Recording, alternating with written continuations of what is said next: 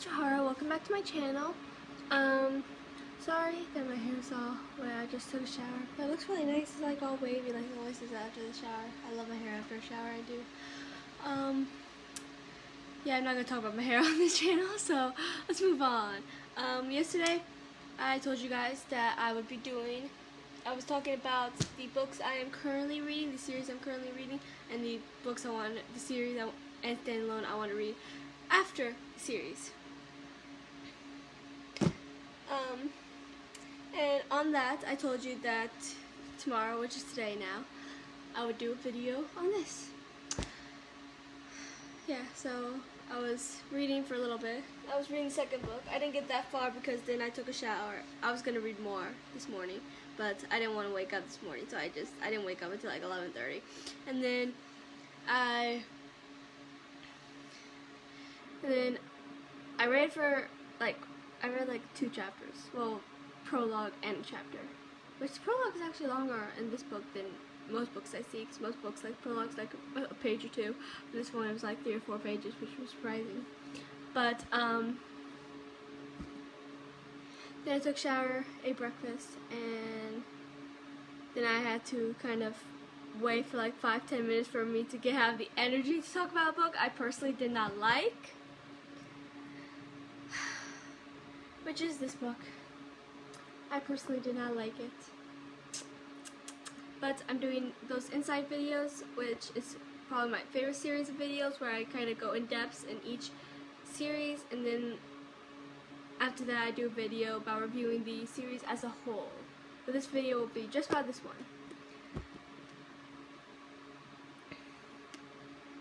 And then I'll do one for the other videos, for the other books in the series as well, like usual. So let's talk about this book. So if you've seen Ever After High, then you know in the first season it's about at the beginning they do the whole Legacy Day, and then the rest of the season is just the aftermath of Raven not signing Storybook of Legends and stuff like that. Well, in this book it's a lot like that. At the very beginning, they're first going to school on Legacy Day. I mean, the prologue is actually the year before Legacy Day, and it's basically the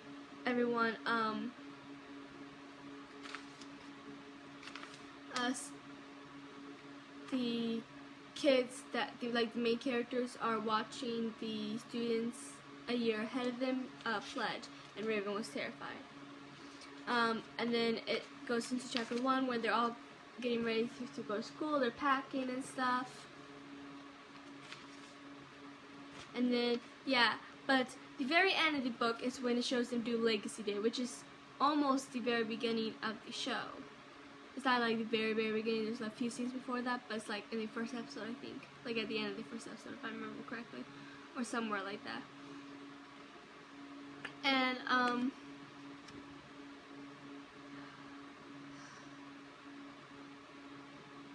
I did like one thing in this book is that, in the show, Maddie can hear the narrators, which are the people who are narrating the story, saying what's going on, and they're not allowed to intervene. But Maddie's the only one that can hear them. I mean, I'm pretty sure the other Wonderlandic people can hear them, but they're like not main characters in the show, which makes me sad. So it never really shows them. The only reason why Maddie is kind of considered a main character is because her best friend is Raven, who is a main character.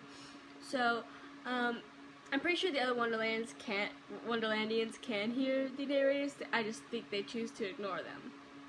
But Maddie hears the narrators, and at first she thinks it's just a weird voice until they explain that they're the narrator. And then, which is one thing I did like, because on the show she's already been talking to the narrator, and no one else can hear the voice, so everyone thinks she's mad, but it's Maddie, so they don't really pay much attention to that point of view. And so that's probably the only thing I did like, that it shows like her first really hearing the narrators, and then figuring out, thinking she's really gone mad, thinking it's just a voice, and then we're like, oh, you're the narrators, you're narrating the story, okay, I get it. And yeah, and it's shown her talk to her throughout the book, like in the series. But yeah, that's probably the only thing I liked. But basically, in the book, it's at the very end of the book is them Raven not signing the Storybook of Legends, which is pretty much the beginning of the show, because throughout the book, as Legacy Day approaches, Raven and Apple go on a journey to figure out if there's any other option Raven can take without disappearing or without pledging her destiny and becoming an evil like her mother, which is the last thing she wants.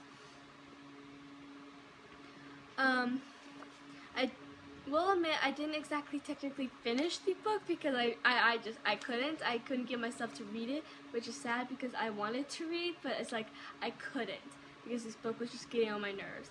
Not to mention the fact that I can't stand Apple. I mean, she says that in the show and in the book. She's like, oh, if we all don't pledge our destinies, then all my friends will go poof, and I'll never see them again. Blah blah blah. Like she actually cares. No, that's not why she wants everyone to follow their destiny. She wants everyone to follow their destinies because she wants her happily ever after. Even if that means no one else can stay happily ever after. Because Apple apparently has like the best story in the book series and TV show, and she doesn't care. She just wants her happily ever after, even if that means Raven being evil, even if that means Daring and Lizzie can't be together because they were never they had like one date and that's it. But I think I ship it, and I wish there was more scenes with the two of them. Like I wish they would have, like, because that would have been like a huge thing for Daring, like his entire future just gone because he falls in love with the Queen of Hearts daughter, because like he's one of those people that like Apple who absolutely wanted his destiny more than anything. And I think it would be funny if he fell in love with Lizzie and then all of a sudden it's like, wait, but if I follow my destiny, I can't be with her. I ship it. I write fanfiction about it, I do.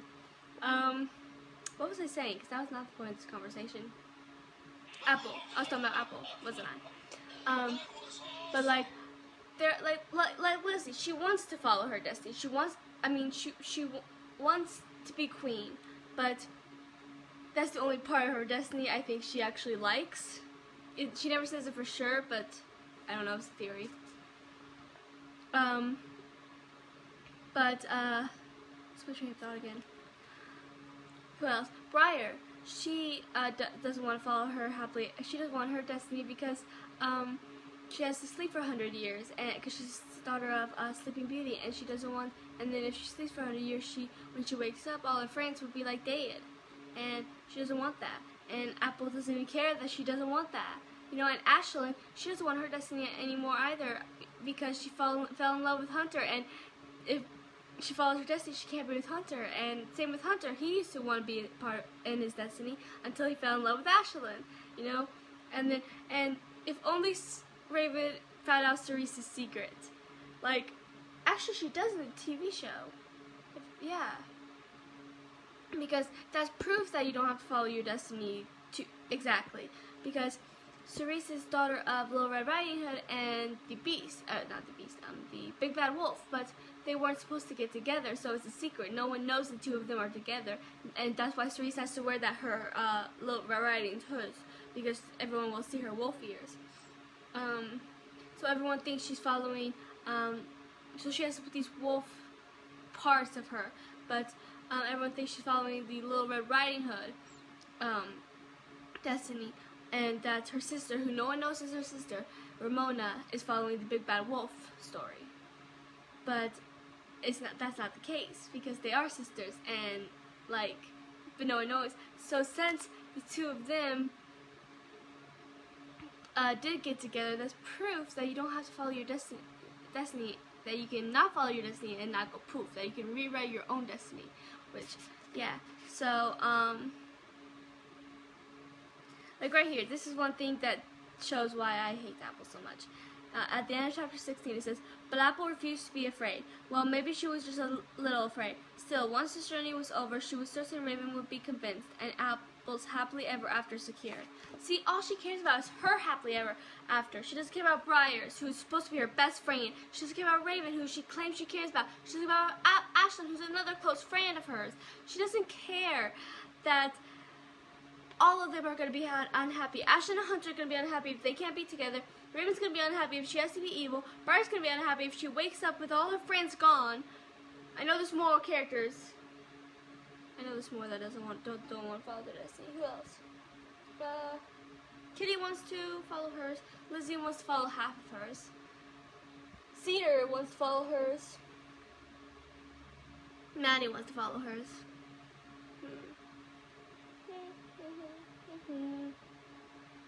Who else is there? Cupid wants to follow hers. I know there's more that don't want to follow their destiny. Dexter has feelings for Raven, and he wants to be with her. I did like the little Dexter and Raven things in here. It was more towards the beginning, if anything, and it kind of shows them like talking for the first time, and I think it shows Dexter developing. Like in the TV show, his crush, he already had a crush on Raven, but he kept it a secret because everyone would freak out. But on here, I think it shows Dexter developing his crush on Raven, and Raven developing her crush on Dexter. Even if she didn't realize that it was a crush, she had too many other things on her mind to realize that she might be falling for this boy, but she definitely was. And it didn't really have that many Ashlyn and Hunter scenes. I mean, there were times where it showed them, like the two of them in the woods, and then it's like, if you've seen a TV show, the first thing goes through your mind, oh, they're sneaking out because they've already been together for a little while at this point. So, but it never actually showed them, you know, because no one can know that the two of them are together, not yet at least. They're discovered in season 1, which is pretty much the only thing I like in season 1, which is the Ashlyn and Hunter parts of it. I love them coming out to school after the two of them being together, and then at the end of Throne Coming, when Ashlyn is like, I want to be with Hunter, like, I don't care what anyone says, and it's just so cute. So yeah, that's like the only parts of season 1 I really like. And this book I did not like. There was too much Apple in this book, like in the show. I don't like Apple. I mean, my favorite seasons are 2 and 3 because they focus mostly on the Wonderlandians. I mean, season 3 also has a lot to do with Raven and Apple, like, because they're in Wonderland as well, along with Briar. But, and Darlene. But, it still has a lot to do with the Wonderlandians, like Kitty and her mom, and then Lizzie and her mom, and then, Alistair and Bunny trying to find them, and then Maddie being, well, Maddie. And then season 2 is just the Wonderlandians, but mainly, I mean, this whole thing happens. It's like a spell that is under, and everyone's turning gray and dull, and they're opposites of who they truly are. So, and the only people that aren't what's the word? Like, aren't under the spell are the Wonderlandians, because they are from Wonderland, and it's like, that's the, like, I mean, okay, so they got all under a spell because, thanks to Kitty's mom, they all got under a spell, that they became the opposites. Not everyone, but some people, like Apple, she became mean, daring, he became a coward, Cedar started lying, Ashlyn was a slob, Hunter was not nice, or didn't care about nature, and yeah, stuff like that. So, so a lot of people became their opposites, and then other people like Raven, Cerise, who else? Who else was there that was helping them? I was about to say Holly, because I think, Poppy was under the spell, but Holly was not. They were all trying to figure out what was going on. Everyone was their opposites. They're trying to stop it, and then Apple decides to be all evil and plugs the Well of Wonder, so that the wonder is gone. And the Well of Wonder, it moves, so it's hard to find where it is to unplug it. And then it was becoming dull and gray, and that means when whoever the grayness touches, like, they can barely move, and they're all just stuck there. And the only ones that weren't affected were the Wonderlandians, because they're from Wonderland. They have the wonder inside them. Like, Ever After needs a little bit of wonder to keep going. And the Wonderlandians do have wonder inside them. That's why it didn't affect them. So they had to try to... So they were able to stop the spell that turned them all opposites, but then they had to find out where the Well of Wonder was so they could save Ever After. And they were the only ones that could do it. So yeah, I went into a whole thing about the TV show. This is not about the TV show, this is about the stupid book. I did not like this book. I want to burn this book. Okay, that's a little cruel, and I probably won't do that because I don't burn books, but still. And besides, it's not even my least favorite book. There's like 2 books I mean, most books that I think I'm gonna like, I do like. Most books that I read, I like, because I stay pretty much in the same kind of area. Fantasy is like my main thing, and yes, I love Aaron Hunter's books, which are adventure and action, but action is like my second favorite genre anyways after fantasy, but it's like fantasy is my main thing other than Aaron Hunter's books about like seekers and warriors. So yeah, that's my main thing, and I like the TV show, so I thought I liked this, but I didn't even think that it might be a little too much like the first season, which I did not like. The book I'm currently reading, I'm a little worried about, because it's talking about how the Royals and Rebels, like the first chapter was a lot like a scene in the first season after the whole aftermath of Legacy Day, because this is after the aftermath of Legacy Day, and it's talking how the Royals stand with Apple and the Rebels stand with Raven, and then everyone's like separated. But then it says when the chaos and rivalry land Wonderland full Mad Hatter in trouble, Raven and Apple must bring the Royals and Rebels together before it threatens to end all of their happily ever afters at once and for all. Now, that's what I'm waiting for, because that didn't happen in the first season.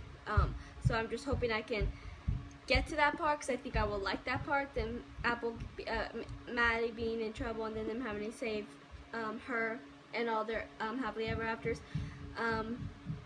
So I have a feeling I won't like the first half, but I think I like the second half. Hopefully. Like I told you yesterday, I already know I like this one. Long story. Watch my other video, my last video too, for me to explain that. And then I think I'll like some of this book. So this is definitely not gonna be like my favorite series, like ever, like never.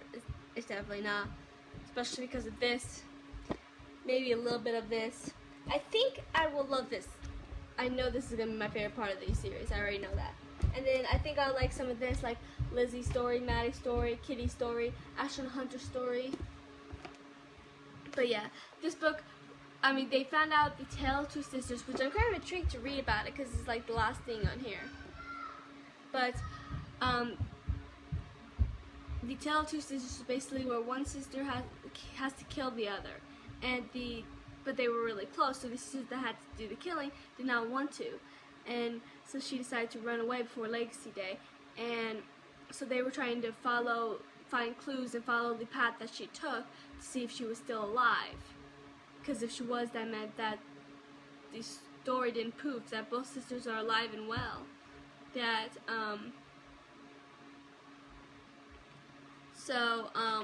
They went on that journey. They decided to go, because apparently they do a festival in honor of each story, and the one for Sleeping Beauties, where everyone just takes a huge cat nap for 2 days. So, to, I guess, rejuvenate. So, that's when Raven and Apple decided to sneak out so that they wouldn't sleep for 2 days.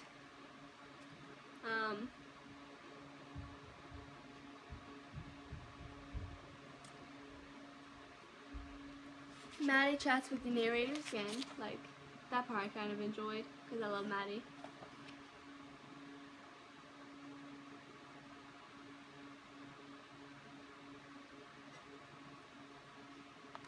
But yeah, it wasn't a good book, and I didn't like it. But to be fair, I didn't like the first season of Ever After High to begin with. This one will be more like season 2 and 3, which are my favorite. That's why I know I like it. Plus, I already read it once before. This, I think, is a lot like season 1, which scares me, but also a little bit like season 4, which makes me a little happier, because they do have more to do with the Evil Queen, because the prologue was the Evil Queen. So yeah, but in this book, I kept getting angry because of Apple.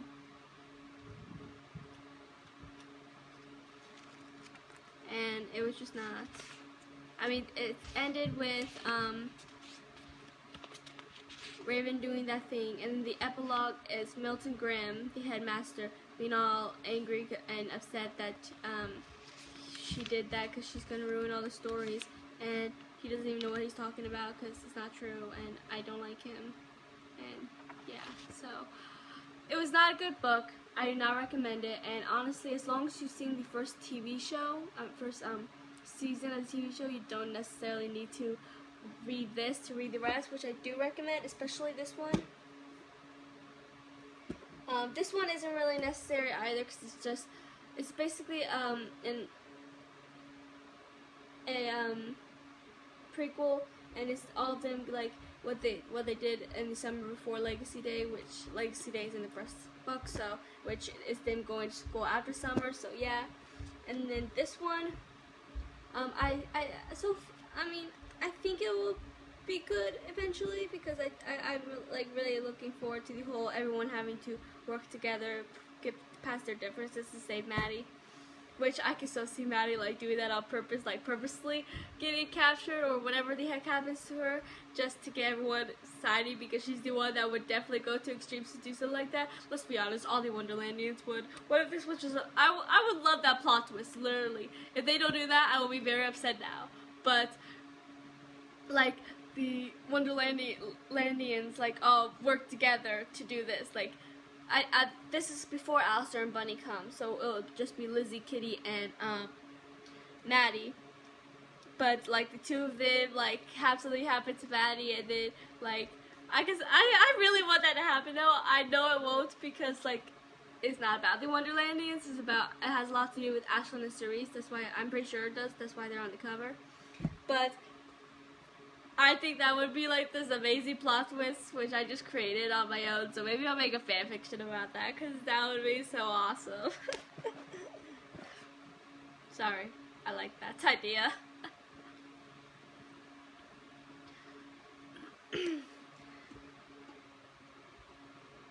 I mean, this book was just so boring. I mean, as long as you know what happens during the first season of Legacy Day, like, then, I mean, you might want to read it if you're going to read the series because it does talk about the tale of two sisters, but, or you could just read the tale of two sisters, which is the last thing on this book, last chapter of this book, if you want to do it that way, because this was not a good book. But if you like season 1 of Ever After High, you might like this then. I kept getting very annoyed with Apple, like I usually do in the show.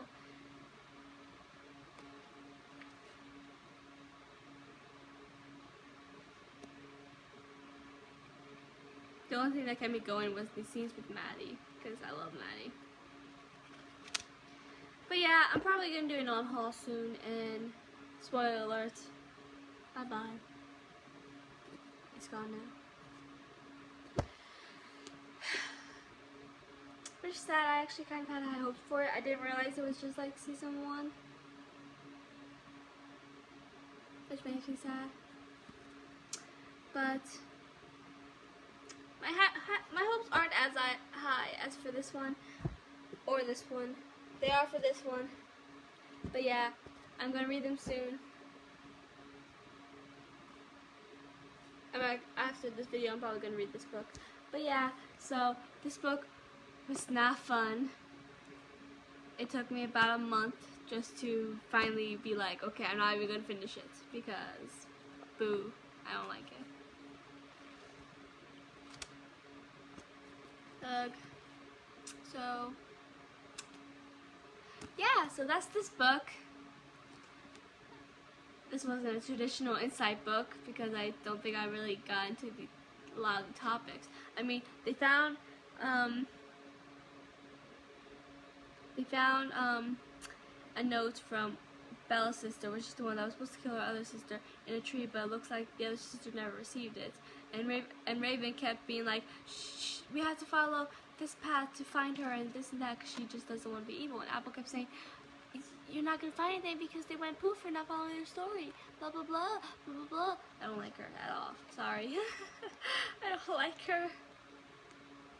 She's not my least favorite book character. My least favorite is Mary Hightower and Umbridge is second, and then probably Apple. I'm not even going to get into the two of them, though, because then I will be yelling, and I don't want to yell. So, yeah. It has a lot to do with Tale of Two Sisters, them trying to find a way. That's basically what it's about.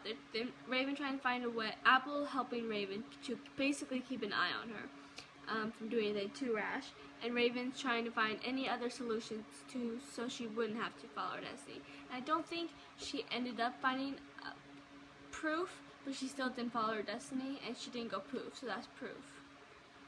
I mean, everyone's like, you and your story would go poof if you don't sign it. And if that was true, then like her, Apple, everyone from the Snow White story would have just vanished. I mean, I don't know if that would include Hunter, because I think he technically has two stories. Like, he's the huntsman in Snow White, but he's also the huntsman in what's it called? Little Red Riding Hood. But yeah, so like, I don't like Apple, I don't like Milton Grimm, and yeah, so I was not a fan.